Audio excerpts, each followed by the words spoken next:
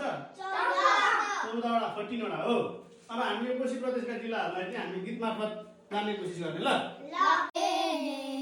माथितिर काप्ले जुन्छ तल झापा पर्छ डुले घुम्ने मन भए इलाम जानु पर्छ घुमौ चियाबारी